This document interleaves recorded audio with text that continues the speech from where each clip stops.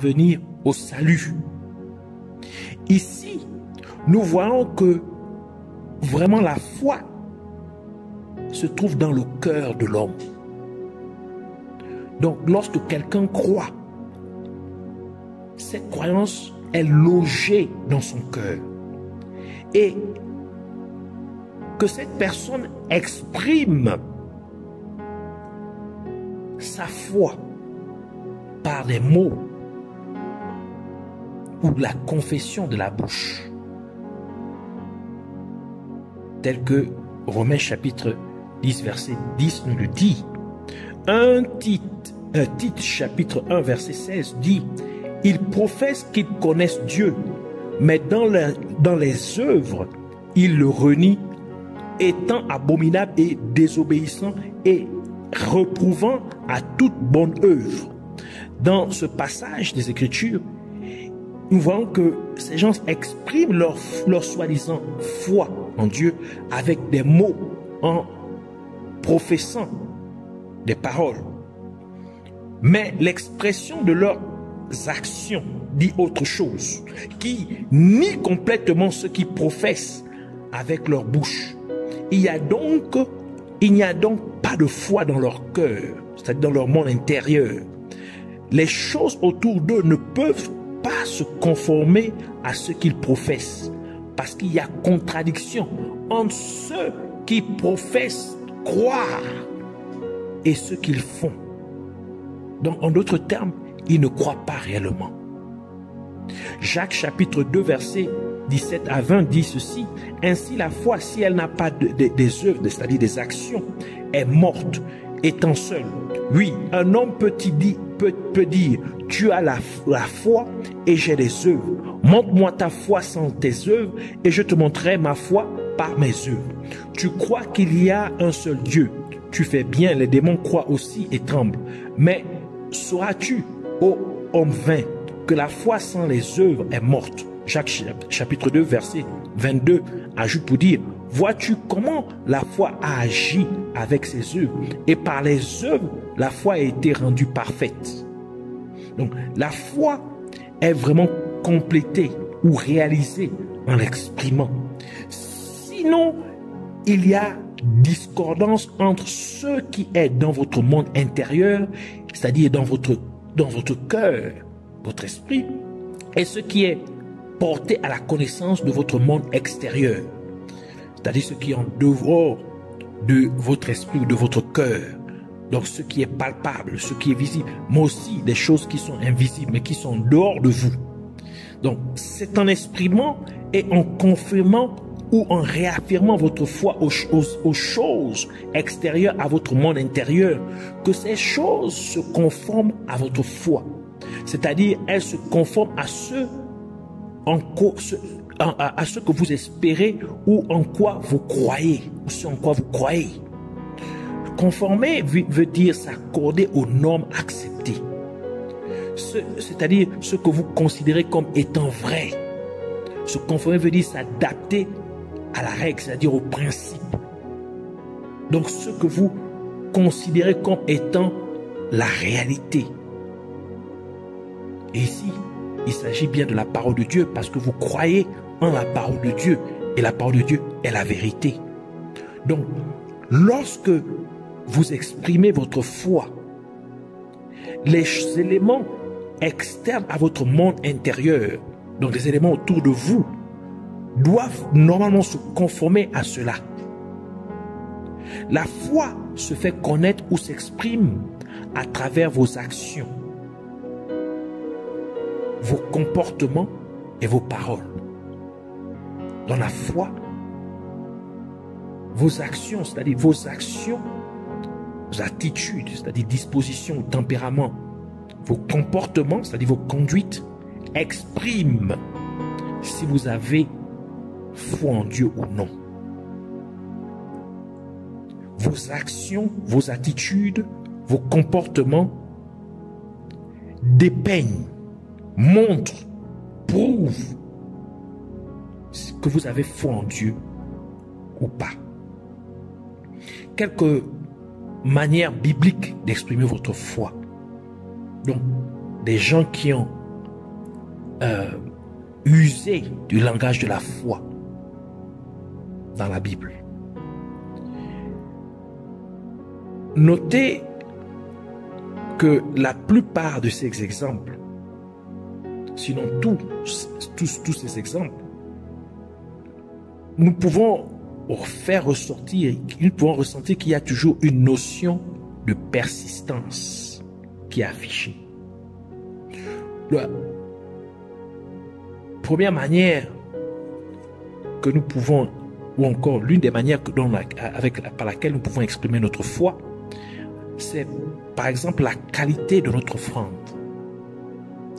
Comment nous pouvons parler le langage de la foi, c'est-à-dire au travers de la qualité de notre offrande.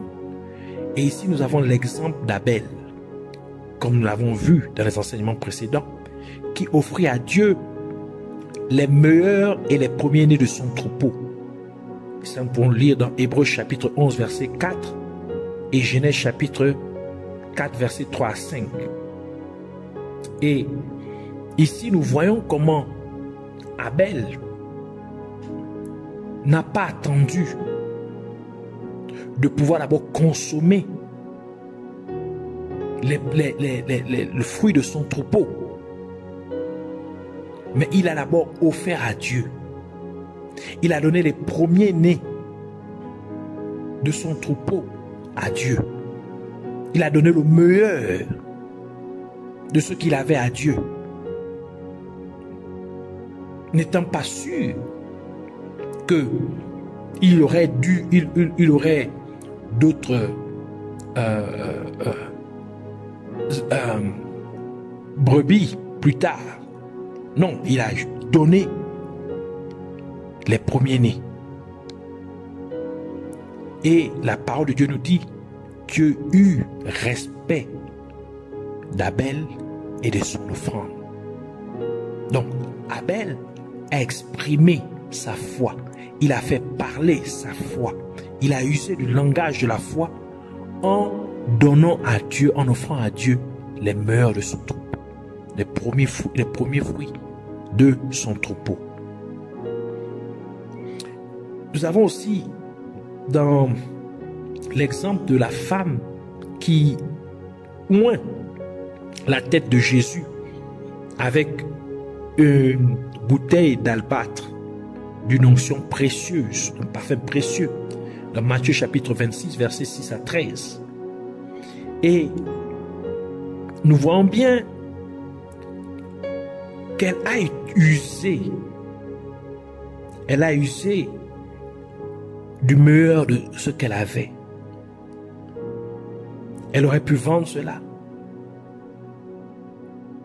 et aller faire autre chose, à s'acheter quoi que ce soit. Mais elle a pris cela pour offrir cela à Dieu.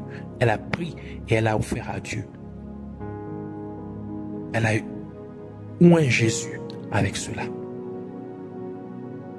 Et Jésus dit que partout où cet évangile sera prêché, on parlera de cette femme. Et aujourd'hui, mais cette histoire s'est passée il y a plus de 2000 ans.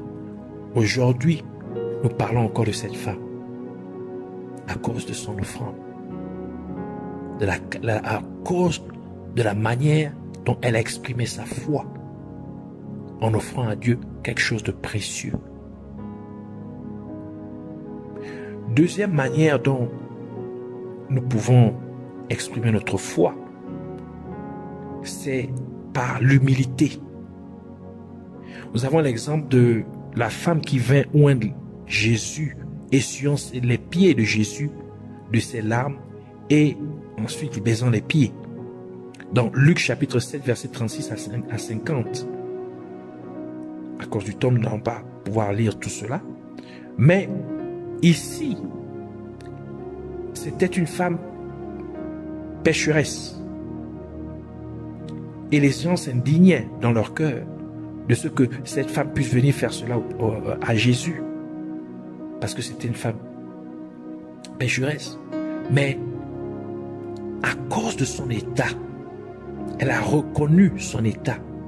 Elle ne s'est pas sentie digne de venir mais elle s'est humiliée. Elle a versé des larmes. Elle a pris de ses larmes, elle a essuyé les pieds de Jésus avec ses, elle a essuyé les pieds de Jésus avec ses cheveux. Et elle a versé du parfum précieux aux pieds de Jésus. Elle a oint Jésus avec du parfum précieux. À cause de son état, qu'elle a reconnu qu'elle n'était pas digne aux yeux de Dieu. Et c'est ainsi qu'elle a exprimé, elle a exprimé sa foi, montrant cette humilité. Et elle repartit, étant complètement restaurée, étant complètement en bon terme avec Dieu. Car Jésus lui dit, ta foi t'a sauvé, va en paix. Un autre exemple, au troisième exemple, c'est au travers de la prière et la louange. Ici, nous avons le cas de Paul et Silas, qui prièrent et louèrent Dieu en prison, malgré le fait qu'ils se trouvaient enchaînés en prison après avoir été battus. Actes chapitre 16, versets 25 à 34, qui parle de cette histoire. Et nous voyons comment, au travers de cette histoire, nous pouvons voir comment Paul et Silas ont manifesté une attitude vraiment inattendue. Car toute personne qui se tient pour une certaine valeur ou une certaine vérité, mais ils espéraient peut-être que Dieu pourrait les délivrer de la main de leur bourreau. Mais au contraire, ils ont été battus. Et après avoir été battus, ils furent enchaînés, mis en prison. Malgré cela, Paul et Silas trouvèrent la force de se lever dans la nuit et de prier à Dieu et de le louer. On parle ici de louange, c'est-à-dire célébrer, chanter, exalter Dieu après avoir été battu, parce que vous servez Dieu, parce que vous prêchez la parole de Dieu. C'est vraiment une attitude inattendue. Et la parole de Dieu nous dit qu'il y eut un tremblement de terre, de telle enseigne que les chaînes de Paul et Silas et les chaînes de Paul et Silas se brisèrent et toutes les portes des prisons s'ouvrirent. Et quand le geôlier, le chef des geôliers, le chef de prison vint et il vit cela, il voulait se suicider. Et Paul lui dit, ne te suicide pas car tous nous sommes là. Et il donna sa vie à Jésus à cause de cela. La louange et la prière ne doivent pas être adressées à Dieu selon ce que nous ressentons, car les sentiments sont trompeurs. C'est pourquoi nous devons toujours être joyeux, car la joie est une manière d'exprimer notre foi. Philippiens chapitre 4 verset 4 dit, réjouissez-vous toujours dans le Seigneur. Et je le répète, réjouissez-vous. Et parce que vous êtes toujours joyeux, et ainsi vous louerez toujours Dieu, libérant votre foi et réalisant ainsi votre foi. Quatrième exemple, c'est l'attitude d'aller au-delà de la norme. Ici, nous avons l'exemple de Shadrach, Meshach et Abednego qui refusèrent d'adorer l'image dorée du roi Nebuchadnezzar. Daniel, nous pouvons voir cela dans Daniel chapitre 3 verset 13 à 30. Encore, nous n'allons pas lire tout cela à cause du temps. Mais ici, au travers de cette histoire, de ce passage, Shadrach, Meshach et Abednego, ils furent confrontés et le roi leur donna encore une autre opportunité se prosterner et d'adorer la statue qu'il avait dressée. Et il refusait poliment. Et il dit au roi que leur Dieu vont les délivrer de la main du roi. Et il allait encore même plus loin et dit, même si notre Dieu ne nous délivre point, nous n'adorerons pas cette statue. Nous ne nous prosternerons pas devant cette statue. Et nous avons, au travers de ce passage, nous savons ce qui s'est passé. C'est que le roi s'était vraiment mis en colère. Il a demandé de chauffer la fournaise ardente 7 fois plus qu'auparavant, de telle enceinte que les personnes que le roi avait ordonné de les jeter dans le feu, eux-mêmes furent brûlés lorsqu'ils allaient exécuter le commandement du roi, et ils furent jetés, liés. Mais lorsque le roi regarda dans le feu, il vit 4 hommes, ils jetèrent 3 hommes, mais ils virent 4 hommes qui étaient entièrement déliés, debout,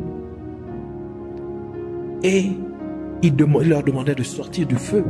Et la parole de Dieu dit qu'il n'y avait même pas une flamme de feu sur leurs habits, ni l'odeur de la fumée ou de brûler sur leurs vêtements.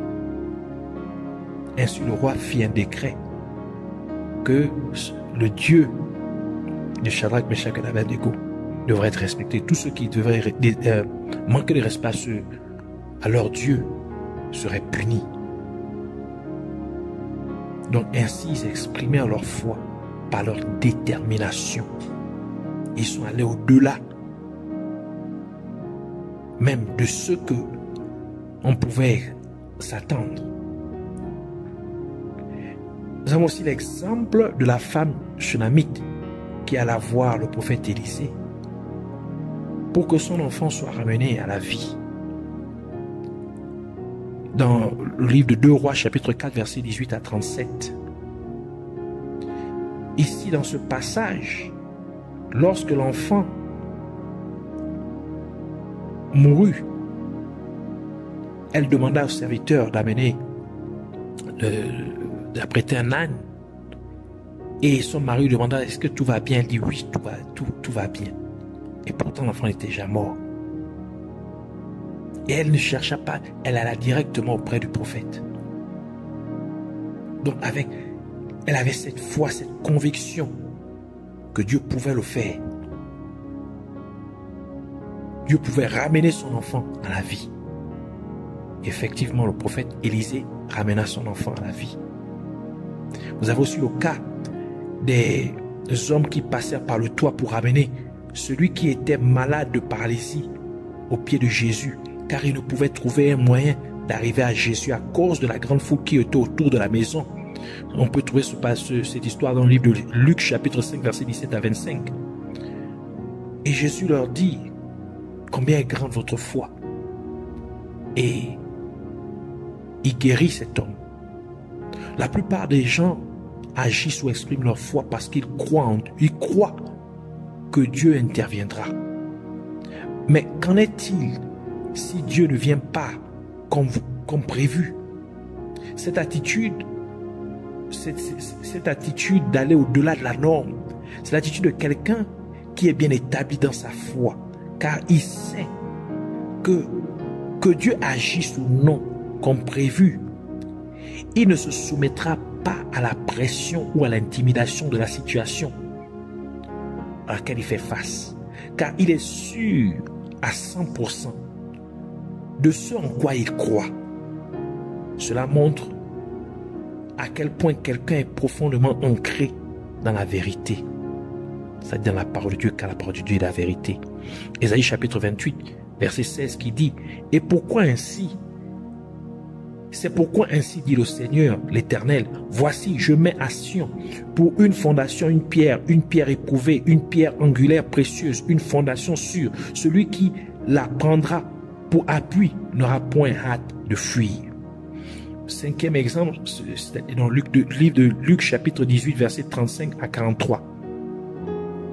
Ici, il s'agit de se faire distinguer des autres ou se faire remarquer par Dieu. Dans ce passage, nous avons l'exemple de l'aveugle qui cria plus fort que la foule pour être entendu par Jésus. Et Jésus l'appela. Et Jésus le guérit. Donc, bien que la foule voulait étouffer, et le nom demandait de se taire, il dit: « Oh, fils de David, aie pitié de moi. » La foule